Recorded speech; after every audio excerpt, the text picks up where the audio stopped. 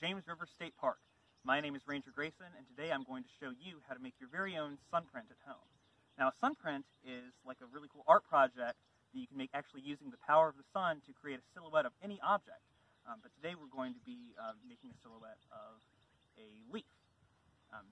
So, to start out, I have some of my sunprints that I made at home. These are called cyanotypes. They make these really beautiful blue essentially photographs of different plants. So I have a black locust, a compound leaf there, star chickweed, which is a common springtime wildflower, and I have an eastern hemlock also. So you can see these have this really, really beautiful blue color to them. The cyanotype process was actually invented, it was one of the earliest forms of photography, and it was actually invented for the purposes of making really easy copies of diagrams like blueprints. And in fact, the cyanotype process, this beautiful blue color, that's the reason that blueprints are blue in the first place. But since you need special light-sensitive chemicals for a cyanotype, I thought we would make something called an anthotype today instead. This is something that you can make with stuff that you probably already have at home. And normally for an anthotype, you would use some kind of natural plant dyes, something like berries or flower petals, but you can actually just use construction paper that you probably have around your house, any color construction paper. So you can see some of the examples of anthotypes that I've made. There's a black locust leaf there, and this is an oak leaf hydrangea, which is a type of native shrub. So you'll be able to make something like that today using construction paper.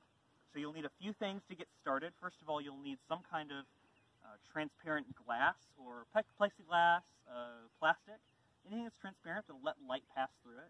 And if you're using something like glass, I definitely recommend adult supervision because you don't want to cut your hand on a sharp edge. So something you can do about that, if you have some sharp edges, you can just add a little duct tape around the edges to make those a little smoother. And I actually am just using the glass from a picture frame here. That works really, really well for this project.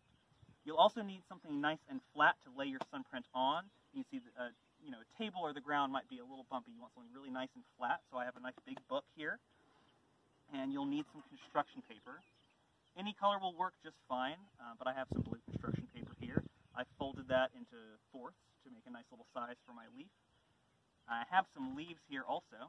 These are sycamore leaves, but you can use any leaves, any wildflowers you have around. I recommend going out and identifying different leaves and flowers you have around and trying to make prints of plants that you can identify. You'll just lay those flat exactly where you want them. And it does help to not have a windy day because that can make the process a little harder. And once you have them exactly where you want them, you can lay your nice glass right on top where it lays nice and flat. Now, if it is a windy day or you think that won't be able to stay still for a long time, you might add a little weight like a rock or something, not right on top of where you want the image to be, but just to help your glass stay nice and flat. And you're going to have to leave that out for several hours. So make sure you pick a day with a lot of really good sunshine. And I'm going to leave this out for probably 4 hours, but the longer you leave it out, the more it will fade. The way this works is that if you're familiar with any art projects you've made before, if you leave them out in the sunlight, something like construction paper, it'll fade over time. So for this project, we're using that to our advantage. And we're fading everything that isn't going to be covered by a leaf, which is why you get these images with the nice dark leaf and the lighter around it. So the longer you leave it out, the more the background will fade and the clearer your image will be. What I really like about this project is that it really showcases the power of the sun. I mean, the sun is the basis for essentially every food chain on the planet. Plants use sunlight and they use carbon dioxide that you breathe out from your lungs, and they use water to create their own food. And other animals, we would call herbivores, would come around and eat those plants, and other animals called carnivores would eat those herbivores, but it all comes back to the sun in the end.